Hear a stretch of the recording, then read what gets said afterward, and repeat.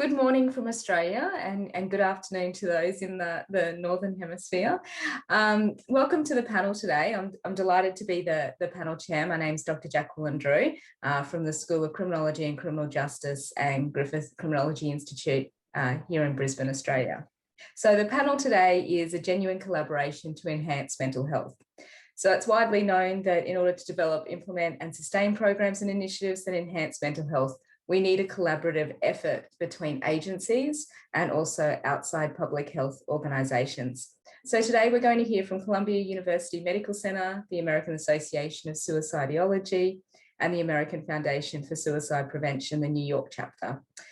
Our awesome panelists are going to share how they've worked with police agencies in various aspects of mental health, including suicide prevention, resilience, training, assisting officers, public in crisis, and engaging in research studies. So we're going to hear their suggestions about how to create similar partnerships and collaborations, either with police agencies or within your own organisations. I would like to introduce our very first speaker, who is Colleen Crichton.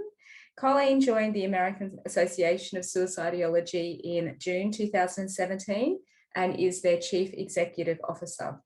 Previously, she served as the Executive Director of the Alliance for Consumer Education, which is a non-profit foundation dedicated to the safe and responsible use of consumer household products. She also served as the Director of CHPA Educational Foundation, where she was responsible for overseeing the day-to-day management of Consumer Healthcare Products Association Educational Foundation. Colleen holds a BA in Political Science and an MA in East European Studies. I welcome Colleen to begin your presentation. Thanks, Colleen. No, thank you for having me today. And it's a thank you everybody here for all of your work on this issue. This is also a personal issue to me too. For many years, I was married to a police officer. So I saw, whether stuff that he was experiencing, sites that he went on, or also just the fact, seeing the impact on their daily work for their coworkers and their families. So while I work at Suicidology, it started with the broader perspective, and I can get in a little bit about who we are. Really kudos to Jeff Thompson for seeing the need and recognizing it and then bringing us all together. So early on, years ago, he reached out and he said, Suicidology, let me see what you're all about, but also how can we work together? And so he brought us up to New York. What was that, 2 years ago now, I think? And basically said, let's have everybody in one place at one time. We had all the chiefs of police from around the country, and basically said, where are we in alignment? Where do we have synergy? But then where are some gaps that need to be filled? And so we've carried on with those conversations. One of the ways that we did jump in was to kind of bring forward some of what we're doing at Suicidology, but then adapt it specifically to the law enforcement community. So one of that things would be training. And if I can back up a little bit, who we are with AAS, I know a lot of folks might say, like, what is Suicidology? And our founder, Dr. Edwin Schneidman, was the founder of Suicidology. What he realized is he started looking at suicides and realized there wasn't a deep backbench of all the science and studies behind it. So he relocated from, what was the first crisis center out west, moved to the East Coast, and then really started digging into what this all means. And he founded our association, and then slowly we've been advancing. So we started as research and science. We have the only journal related to suicide and life-threatening behavior. But then we also have all the academics doing studies on this and their students. But then we also have crisis centers. So we accredit crisis centers around the country, many of whom accept calls from law enforcement. We accredit the National Suicide Prevention Lifeline and Trevor Project and many others.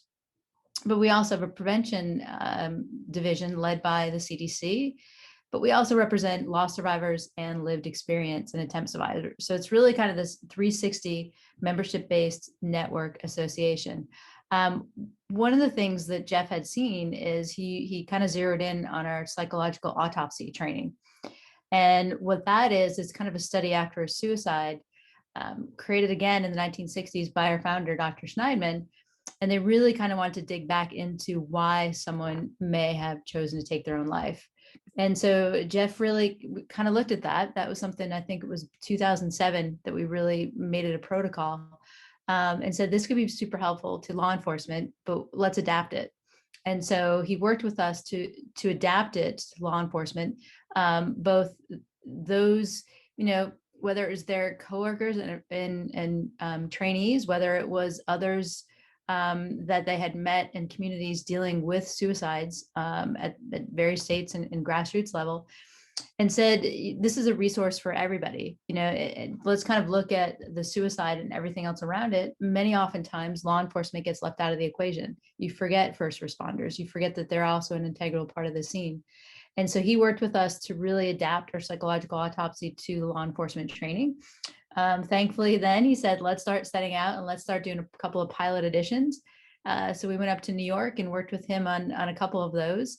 And we have already a few assistant trainers going out there. We have someone that works a lot with SOCOM in the military community and Veterans Health as well. And they've jumped in with their expertise in law enforcement as well. One of the things, and kind of the curriculum I'm reading here too, would be, what are the myths out there about suicide? Kind of looking at that, seeing that they're dispelled. What's the history of psychological autopsies? Let's dig a little bit deeper into that.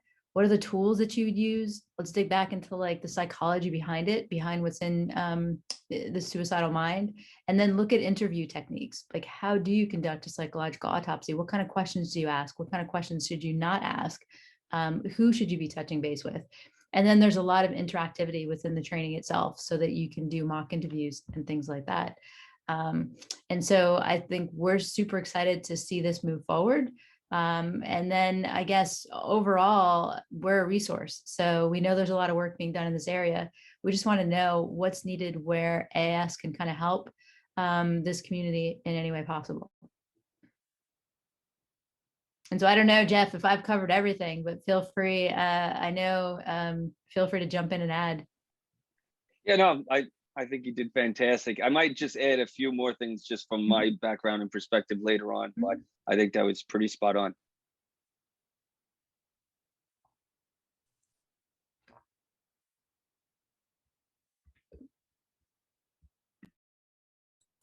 Had to happen at some stage, didn't it?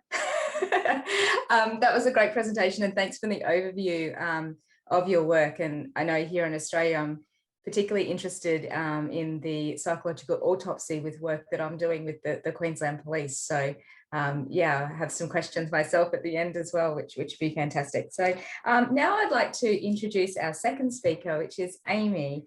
Amy Moynihan is currently the New York City Chapter Area Director of the American Foundation for Suicide Prevention. Amy joined AFSP in 2016. She oversees chapter fundraising, operations, and program implementation. Amy supports AFSP's mission of saving lives and bringing hope to those affected by suicide by working with the AFSP board members and volunteers to raise awareness. Ms. Moynihan has been involved with suicide prevention programming since her cousin died by suicide in 2013. Ms. Moynihan also contributes her time volunteering for local nonprofits in the NYC area. Thanks, Amy. You can take it away. Great, thank you. And thank you for having me here and for the panelists. I'm going to share my screen in a second just to go over the different collaborations that AFSP has had, not only with the New York City chapter, but nationally as well with our local police. Bear with me one second. Here we go.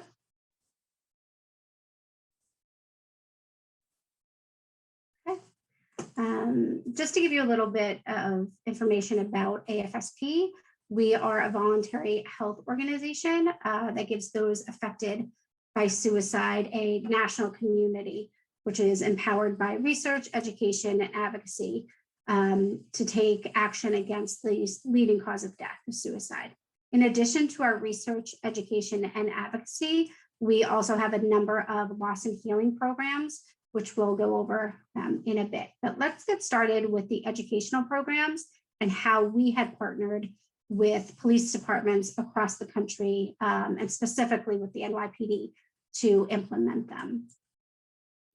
Our first program is Talk Saves Lives, which is AFSP's standardized suicide prevention 101. It is a 45 to 60-minute educational program that provides participants with a clear understanding of suicide and suicide prevention, including the most up-to-date information on suicide prevention, on research, what they can do in their communities to save lives.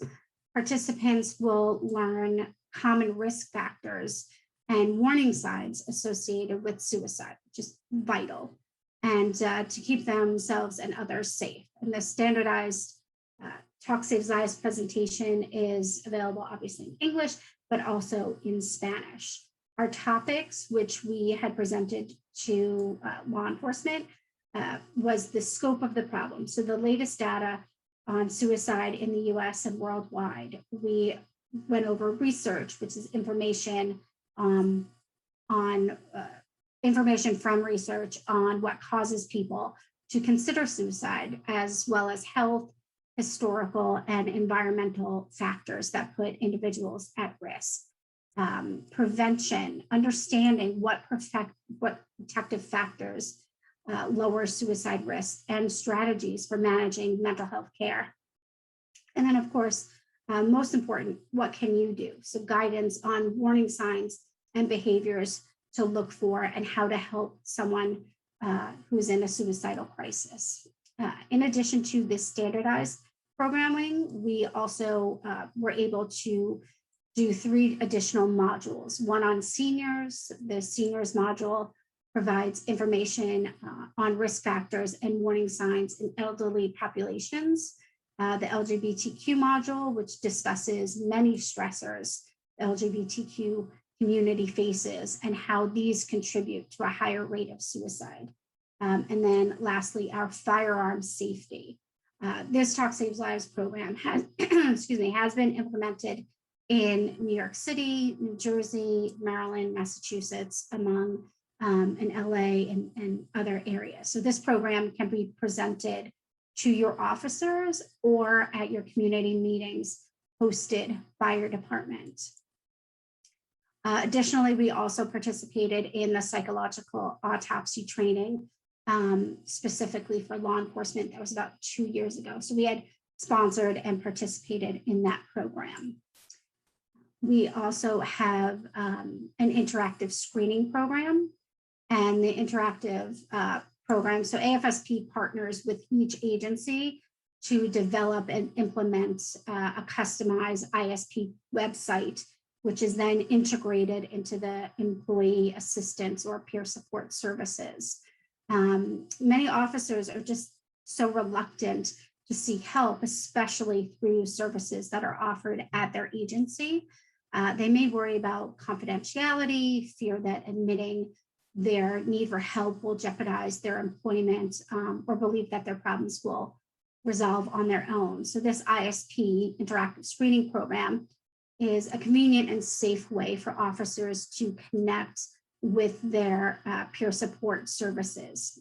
AFSP, again, partners with each agency to develop and implement a customized ISP website, which is, again, integrated into the employees' assistance or peer services group.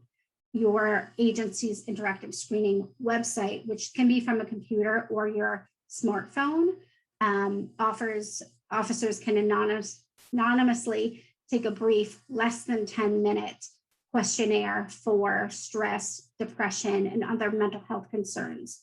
Then they would receive a response from a peer support officer with information that's available for resources and services. We also hosted our first loss and healing program with NYPD. So this was our Survivor Day. And Survivor Day is International Survivors of Suicide Loss Day, which is an event in which survivors of suicide loss come together to find connection, understanding, and hope through their shared experience. And in 2019, we hosted this event with the NYPD, which was the first Survivor Day for law enforcement in the country. It featured our documentary, Life Journeys, which is the third in our series of films about suicide loss. It traces the grief and healing journey that follows a suicide loss over time. And we draw on stories and insights from long-term survivors. The film shows us that through resiliency and support that we can achieve hope and understanding in our lives while still celebrating the lives of those we've lost to suicide. Following that video, we also had a discussion with a participant, Bill Zito.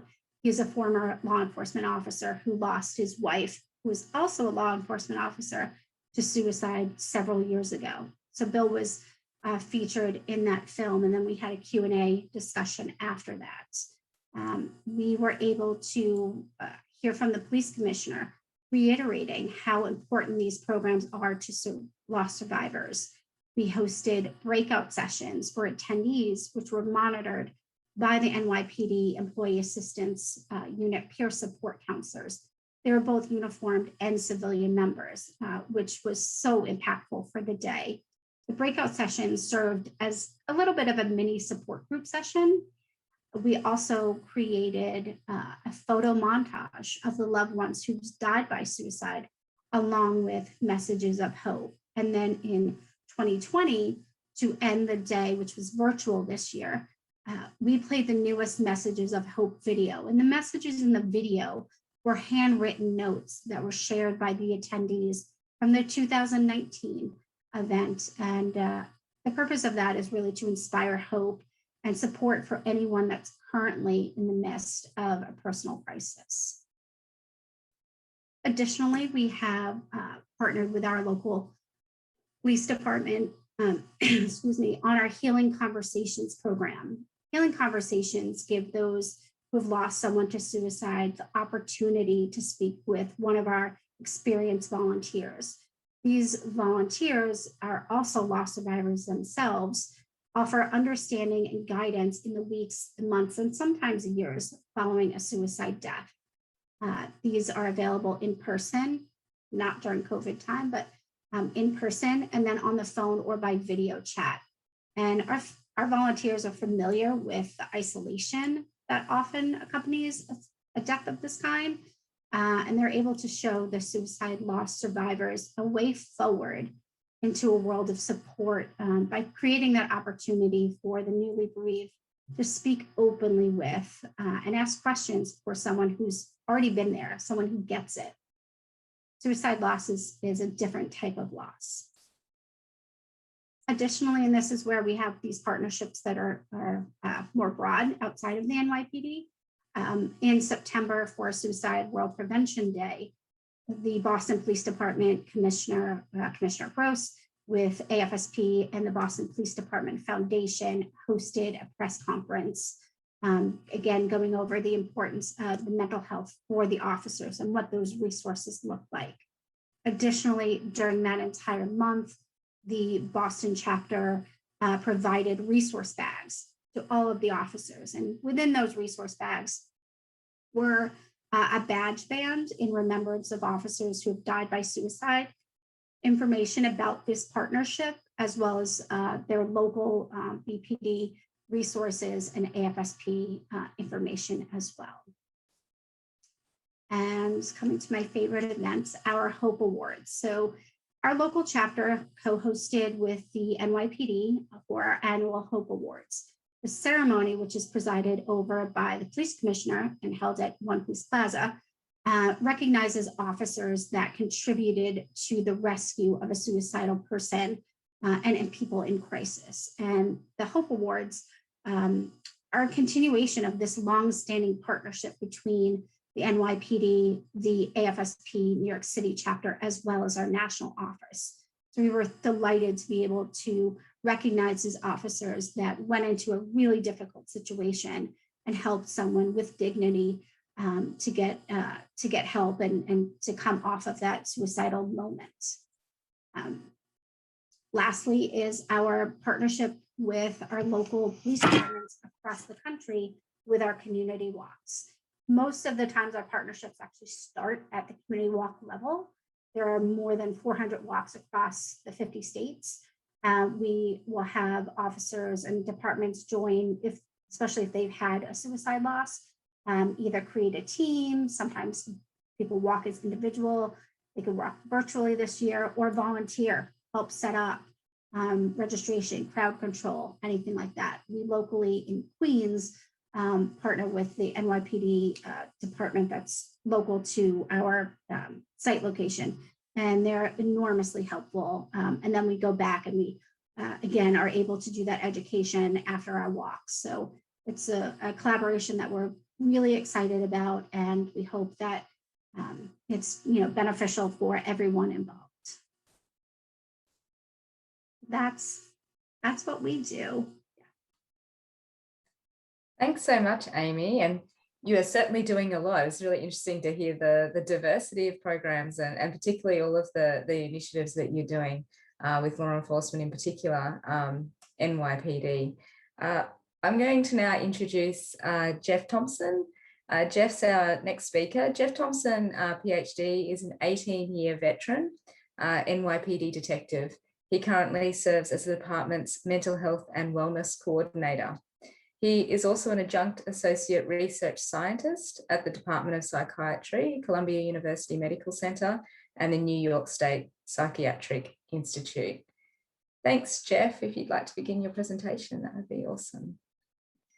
Thank you. Just making some last minute notes. I'm trying to really say something epic for all of you, and I'll give it my best attempt. Thank you, and thanks for having me, and thanks for being part of this panel. And I'm just going to share some of my experiences of, as Jackie shared with my introduction, I try to wear two hats, my academic side and sometimes two shirts like the one I'm wearing, along with my police NYPD role. And the most critical thing that I try to do, and the people that I work with, is make sure, like the work I'm doing at Columbia, I put on my academic hat to make sure any of the practical stuff we do in the police, NYPD and beyond is evidence-based. It has to be evidence-based, because for this kind of work that I'm involved in, whether it's suicide prevention or promoting mental health and well-being and resilience, it can't just be, oh, we think this works, so let's keep doing it. And I know, Jackie, especially with the work that you're doing over in Australia as well, we've got to have the data to support what we're trying to do. And then while we're doing it, we have to have data to measure it. And it comes in all different ways and sizes, but then it's also not just partnering with academic institutions. It's like with organizations that we've heard from already with Amy and AFSP. And one of the best things about AFSP, and there's many great things about AFSP, but one of them is they're in every state. And the collaborations that Amy has with the NYPD truly can be replicated in other states as well, because there's chapters in every state. And the whole idea is just modifying and adapting it based on the agency's needs. And then with AAS having such a vast network of researchers, it's pretty vast, and it's all over the country, and I know international as well. And it's just trying to connect those dots. And that's something that I'm striving to do, and fortunate to work with all three of the people here on this panel. And having, I look at it, yes, we definitely have some experiences and successes, but we've got to push forward, and there's a lot more that needs to be done. Some of the things that I'd like to share about with the work that I've been doing as far as in my research scientist role at Columbia and working under Dr. John Mann, where I say I'm very fortunate being in New York, not only just working for the NYPD, but having Columbia here and working there, people like John Mann and Dr. Barbara Stanley as well, and then like Dr. Matty Gold there. I'm really lucky in being able to pick their brain to get information from them and many others. But so like we already heard Colleen mention the psychological autopsy and the importance of working collaboratively to develop a specific protocol specifically for police. And this isn't critiquing the quote unquote regular psychoautopsy. That one is good and super effective. We just wanted to have a version designed specifically for policing, especially the way police reporting is done and the way presentations are made and reports are presented. It's just modified and adapted for the context and the audience. And it's pretty exciting. It's still fairly new and still developing, but the interest has been, I think, pretty substantial within the States as well as overseas, like in the UK as well. And again, part of what the Columbia role is when AAS did the training for the NYPD, having people like Dr. John Mann be able to come in and be one of the speakers, I think really shows the strength of a training like that. It's really bridging the researchers, the top researchers, along with people actually trying to do it. Another thing that I'd like to share with, I think we have one of our guests on here that's deeply involved in it as well, peer support. And the idea of the NYPD peer support program was developed up at Columbia and then modified specifically for the NYPD. But it's a model that I developed at Columbia, and I've shared it with agencies all over the country, in Canada as well. And we just finished a class this week, and the emphasis of peer support is it absolutely has to be grounded in the rigors of research, but it's not an academic class. It has to be designed and promoted for people that are actually doing peer support. So it's incredibly interactive, and having a lot of those interactions based on knowing what the skills are that can be helpful. And I call that's the science behind it, but then the art form of actually being able to use those skills effectively. And again, based on the best research across the country and across the world.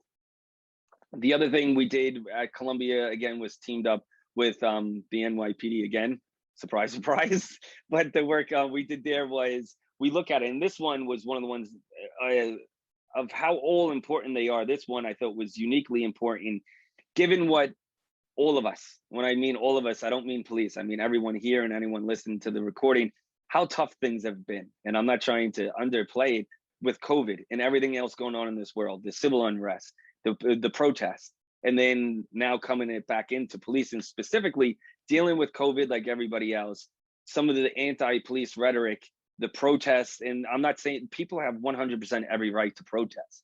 And what happens though is we ensure people have that right. And we would hear on the news or in the media, or people in the public would say, oh, it was a peaceful protest. Maybe it was peaceful from physical violence, but the awful things that were said to police officers was disgusting. And I still say to this day, unacceptable. And I think there's plenty of things we can argue about. That's not one of them, or it really shouldn't be. So why do I bring that up? Our rookie police officers were in a really distinct, unique position. They graduated with no graduation ceremony. Because of COVID, we couldn't get together to have a graduation ceremony for 2 of our graduation classes. So we're talking about over 1,000 rookies. So they got thrown straight out into the world of COVID and then handling these really tense situations right as they came out. So what we did is, when it slowed down at least a little bit in the fall, we had a 1-day resilience training, and we brought them in different, it was actually for 700 of the most recent recruits. And we brought them in 7 different groups to give them a full day mental health. It was basically a day off of patrol for mental health checkup, resilience, physical health, nutrition, financial. And again, through Columbia, we had Dr. John Mann provide insight and tips on suicide prevention for themselves, but also how to look after each other, because we're human beings too. And this is something everybody deserves. When I say everybody, I mean everybody, and everybody includes police officers, including our newest members, because they had it pretty hard coming out straight into this. Next, another thing we did, as Colleen mentioned, this was about 2 years ago at Columbia, along with the Police Executive Research Forum and great organizations like AFSP and AAS. And Jackie, you were there too. Actually, I remember too. She made the trip to New York City back in the days when we were allowed to travel, at least internationally. It's coming back soon too, folks. Don't worry. We're going to start traveling again, because I really need to get back to Australia. But we brought in, honestly, and they can vouch for it as well, we literally, I think, brought in the smartest minds in suicide research and practitioners and organizations with leadership in policing from all over the country, and then also people from outside the country, to try at least just a little bit bridge that gap between academia and practitioners, for the same sole purpose of trying to prevent suicide in policing. Because I'm sure everybody's familiar with how high the suicide rate is in law enforcement. In the United States, more officers die by suicide than by being killed in the line of duty. Next, what else did we do? Oh, along with the Police Executive Research Forum, through my Columbia role again, I've helped them in various capacities on an ad hoc basis as far as mental health and suicide prevention stuff. Then we have I'll just say 2 more things, and then I'll throw it back to you, Jackie, maybe 2.5. I don't know what a half thing is, but it's a short one. We had the amazing, again, the vast network of Columbia. We had the world-renowned Dr. Carl Brazil, that gave a webinar for a refresher training for our peer support members on sleep. And why sleep? It's very strategic. Many police officers have trouble and issues with sleep. So why not give evidence-based but practical tips from one of the best people in the world? And he was able to provide that. The last two things is with my research at Columbia was developing resilience programs, because everything can't be suicide prevention. So what did we do to try and promote it in a proactive way? We developed a resilience program that's been used in police agencies, again, all over. And we've had, I think, close to 3,000 people participate in the program. It's 21 days. But again, I know many people say 21 days. I don't even have 21 minutes. It's very short. It's roughly 10 to 12-minute practices in the morning, which includes controlled breathing. And controlled breathing is one of the best scientific backed ways on how to keep our cool in tough moments, and not even just in those tough moments, to build ourselves, as well as gratitude practices. The last thing, which led off thing, because not everything could be suicide prevention, not everything then can also be resilience. And one quick note with that is the research on building resilience to just positive mental health. Watching something, reading something, or listening to something doesn't make somebody resilient. The only way to increase your resilience is by actually doing it and doing the practices. Those other three things should hopefully motivate you, but no amount of positive thinking can replace those positive actions. So this brand new project that I just created, and we've only had about just roughly 100 people participate. It's called the Awe Project. And I always have to clarify this, because apparently I have an accent and people don't always understand what I'm saying. I'm saying the word awe, A-W-E, because I did a presentation recently, and at the end they said, "Oh, Jeff, your all project sounds really good." And they thought I said A-L-L, which I guess kind of makes sense, but that's not what my program is. It's awe, in experiencing awe. And all I will say briefly on that is, awe is just not going to the Grand Canyon or the Eiffel Tower or looking through some $1 million telescope. It could be experienced every single day, and it truly is those little moments. This newest project only goes for 5 days, 5 days only, and it takes 7 minutes in the morning, 7 minutes in the evening. And the feedback has been pretty wild. People seem to like it. So what I'm trying to do constantly in my Columbia work is find evidence-based practical ways to get people to actually practice these skills, because we know they work. The hard part is getting people to actually do them, to practice them, make it habits. And this is the last thing I will say, and I think Colleen, you're a runner too, as well. It's that mindset of people, so it's practice habits. What do we want it to be? Lifestyle, more than just habits. And when I bring up running, people would say to me sometimes when I'm on vacation, if I go for a run, they would be like, "Well, why are you going for a run? You're on vacation." It's because I want to run. I enjoy running. And that's that missing link. It's not just habits. We got to go learn the neuroscience behind it to go one step further. And we've got to try and smile every now and then while we're doing it. And one of the best ways is surrounding yourself with like-minded people, like the panel that I'm part of. So thank you, Jackie. I'll throw it back over to you. Thanks so much, Jeff. Always 1,001 things going on. We can rely on you for many activities and programs and initiatives. The central theme of the panel today obviously is around genuine collaborations, and if you indulge me for a minute to talk about the research that I'm doing in Australia, which really links to what we're talking about today, is around suicide of law enforcement officers here in Queensland. So Queensland has about 11,500 sworn officers in our jurisdiction. We have a very large geographic location that our officers serve under one police commissioner. And it was the insight of our commissioner as well as our assistant commissioner that recognised when I approached them that that suicide is an issue in law enforcement that a lot of light hasn't been shed on. And as Jeff said, we need to really understand it more. We need to do more research, and we need to not just understand numbers, but we also need to understand the journey that those officers had been on, which interests me around, as I mentioned before, the psychological autopsy work that goes on. And Jeff has been doing with law enforcement specifically. So that partnership involved myself at the university, as well as the police agency and our coroner's office, all coming together to gather the information. So I did a 10-year retrospective study of law enforcement who had taken their lives during that period. And for the first time ever here in Australia, we also looked to collect data around officers who had left the service, who are often those that we forget. So we think about officers who've taken their lives while in service, but what happens to our officers when they leave? So we were able to, the very first time, because of that collaboration, it was only possible because of the collaboration and the support of the police agency, we were able to track that data.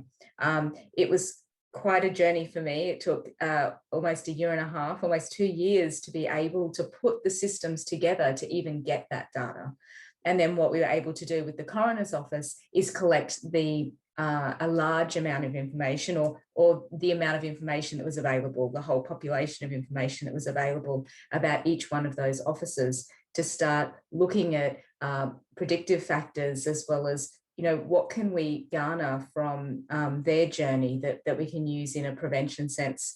So I guess that leads me on to a question for maybe Jeff or Colleen about the training that was developed around psychological autopsy, specifically for law enforcement. What did that look like in terms of what did you change? What were the specific components that were more necessary in, say, a law enforcement context opposed to the general training that you do? Go for it, Jeff. You know this in and out. All right, I'll start, and maybe I'll throw it to you, Colleen, if you want to add anything. How's that sound, teammate? Okay.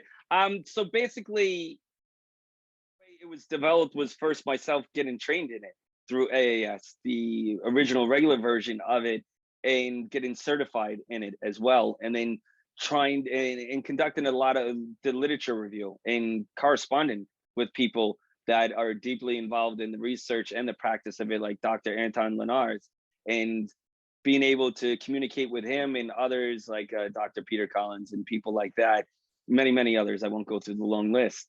And also, though, having the police background, I think one of the biggest differences is the presentation of it. That's more in line with the way police reports are usually typically prepared. And one example within that is having, in the very beginning, this type of executive summary that sort of gives an overview of what the entire report contains. But then also the idea of more so like the team concept of it, where realizing when an officer dies by suicide, there's a lot of people involved and a police investigation needs to be conducted, and being able to figure out how do you navigate collecting information without, for example, hindering the investigation that needs to come first and foremost, and realizing the different players involved in how to collect that information, and utilizing the internal teammates that are doing certain things that overlap, but importantly, realizing they're doing something for a different purpose, and making sure, I call this purposeful redundancy. So not stepping on each other's toes, but working together, realizing it's all on the same team, but different purposes. And I'm very biased, but I think for the trainings that we have conducted, the agencies out there, going from chiefs on down, seem to really enjoy it. The last thing I will say too is specifically with the law enforcement, and I'm only speaking for the law enforcement version of it, the people that come to the training, it's in 3 phases. So the first phase is the training. The second phase is conducting a mock one to show that you can actually then do it. And the third one is being evaluated by an expert if you conduct a full, proper, real life psych autopsy. But it's that first phase that's open to more than just the people that want to get certified. Because, for example, a chief won't be conducting psych autopsies, but they should know what the psych autopsy is and have an understanding of why it's being used, why it's being developed, and importantly, why to use certain language. Which I do want to say one more thing, which I forgot to say earlier, talking about going forward, an awesome partnership that I just developed with these 2 awesome people here in their organizations at the AAS conference coming up in April 2021. We're doing a module specifically for public information officers, first responders and government, on how to report properly on suicide. And we cover that in the psych autopsy training. And we have the vice president of communications from AFSP that just said she's going to be one of our presenters on that. So Colleen, I'll throw it back to you. Yeah, no, I think it's the protocol. And I think a lot of times what the field or this field of suicidology started to neglect was the fact that one voice does not speak for everybody, right? And it's not, everything isn't just a scalable model that you can implement throughout the country. We really took a look, and trust, especially in this community, is big. And so we wanted to make sure that it was developed with law enforcement voice and with that understanding. And now, like what Jeff's saying too, this might need to be tailored even further to specific departments as we drill down, right? Because there is that kind of inclusive nature that we want to ensure. And the messaging is huge too, because a lot of times with media involved, or especially with a law enforcement suicide, there is additional media. Being in DC, right? Coming from January 6th right now, we had to fight hard and bringing everyone together and saying, like, this is what happens when you sensationalize something or you oversimplify it, and just kind of things we have to remind people day to day that, you know, suicide isn't related to one thing, that it's multifactorial, and here's what that means. And this is, you know, let's take a broader perspective. So I think those two factors, being how you report and the media aspect, and increased scrutiny, but also kind of giving it that valid voice that, you know, this is developed by law enforcement for law enforcement. And it's not just, you know, speaking from AAS, this is a national brand that we've done for this group and it should apply to you. That's not what we want at all. Yeah, I think that what we found is that, you know, even going to great lengths to find the amount of information from different partnerships about an officer's journey and those officers that formed our sample, it's that there's just a lack of information, which is why I think the psychological autopsy is so important, and training law enforcement, as Jeff said, you know, there's the investigative side, but also what can we learn to work in a prevention space as well. And you know that's sort of a major conclusion from my research, is we were able to learn only so much from the information that's collected, and to look at you know, using a methodology that is able to collect much more information is going to be a rich source of data for us in working in that preventative space moving forward. Okay, so I don't think we have any questions in the chat right now. Does any of our panelists have any questions or comments that they would like? And maybe this is for everybody too, is one of the things that we're looking at AAS is, you know, sitting through that 2 years ago, sitting through the NYPD session, it kind of pained me a little bit to see how far behind we are in how suicide is treated, right? And there's still a high level of stigma. There's still a high level of recognition. You know, if someone dies by suicide, do they get benefits and things like that? But a lot of learnings have been done at the veteran angle. And so that connectivity, we're starting to look at the veteran community and saying, you know, there's obviously a connection between law enforcement and veterans. There's a high rate of service members going into law enforcement. But what kind of learnings could be applied from the veterans community to law enforcement? Because it seems like they're way ahead of where law enforcement is on this. Yeah, that's a great point. I'll just add to that too. And it's the idea of moving beyond law enforcement, who might be a bit further ahead with those collaborations. And then, you know, it's not about who's doing it better always or who's not doing it better. It's just, how can we learn from other people and how they're doing it, and then modify and adapt it? But also, Colleen, you bring up that great point, especially in the military, in the veteran military. If they're doing stuff already, why try and reinvent the wheel? And that just comes back to the whole idea with the collaborations. And like turning it to you, Amy, too, is like when people try to, my agency or other agencies wanting to set up walks or something, how many times, if I had a nickel for every time someone came to me saying they wanted to develop a walk, and I tell them, reach out to AFSP, they do walks too. Why do your own? Why try to figure out your own? And again, this is every single state. They're already doing it. So why do it yourself when you can team up and collaborate with them? I mean, Amy, do you have any reflections on how, like, maybe other agencies, if they want to try to do similar stuff that you've done with law enforcement and the NYPD and beyond, like, where do they start? I guess would be a good question. Sure. So we've actually created all one-pagers because this actually comes up a lot within our own organization, and the different chapters wanting to reach out to their local law enforcement and provide education or sponsor a program, how do we create that partnership? So we have a bunch of one pages on how to reach out. The best thing really is to come to our website and search your local chapter and reach out to that area director. And again, we can do our walks. Our Survivor days were so impactful. And I think we went from one chapter, which was New York City doing it. And now I think we're going to have 4 in 2021. So that is something that's a resource that's really, really valuable to law enforcement, to be able to have that one place where they can have that discussion about their suicide loss within the organization. But yes, so if anyone is interested in any of the programs or how to collaborate even with the other organizations, we really just need to kind of reach out to one another and see what you're looking to do and how we can do that quickly and effectively. I love that. Along those same lines, maybe for everyone here too, what were some of the barriers though in reaching out? So say, Amy, they take that, they reach out to their local community, kind of what should they expect? You know, what were some hurdles maybe that folks had to overcome, or what were some surprises that you learned along the way too?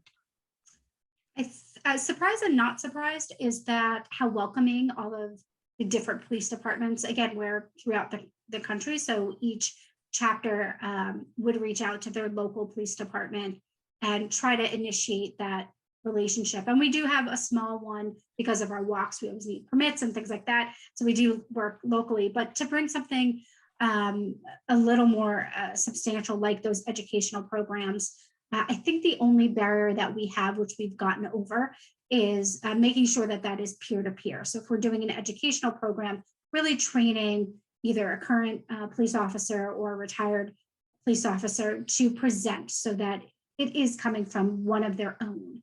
I think that's really important. And we've luckily been able to do that. The support that we've had in the law enforcement community, I think, has been one of the most welcoming of any industry that we've tried to kind of break into. So that's been great. But yeah, it's, you know, just reaching out and starting which program you would want in your area. You know, I think starting with those educational, that Talk Saves Lives, it's an hour. And you go over who's more at risk, what do those warning signs look like, and what is my help, and what's my local help. And then we have those different modules that are important, whether it's LGBTQ community for officers, the firearm safety. Again, it's not whether you have a firearm or not, but to keep yourself safe. What does that look like? And then seniors, a lot of questions we get are for officers' children. How do we go into schools and educate them on suicide prevention and what do those warning signs look like? So it's not only just for working with our local law enforcement, but what's impacted in their lives as well. I think you make a really good point about thinking about the context in which the training or the education is delivered. And, you know, this goes with any group, but particularly, you know, as I work in law enforcement, there's a very specific cultural context generally, as well as what's grown up around mental health and suicide and mental health stigma in police agencies, which we know we're slowly challenging. And I think we're making some good inroads. There's still a way to go, but I think that the way that we've been able to be successful and really get these issues on the table is to understand the context. As you said about the peers and involving colleagues within the agency, whether that's be currently serving officers or past officers that come in and talk. I think it's how you make that connection, which, you know, from law enforcement, that I know that's key, but also other groups, like you spoke about veterans before, same sort of context in terms of making that connection with the group and creating that true collaboration between, if it's an external agency and the police agency. Okay, well, we have just right on time, I think. It's, well, I'm looking at my clock, it's 3:50 a.m. here, so that must mean that we're ready to wrap up. I'd like to thank very much all of our panelists. It's been a pleasure to hear from you today. I've learnt a lot, so thank you so much. And thank you for all those that attended the session. As Jess said, it was live, but it'll also be recorded. So whether you're listening to it live or the recording, thanks so much for listening to us, and hopefully you've got some great takeaways. Thanks, everyone. Thank you.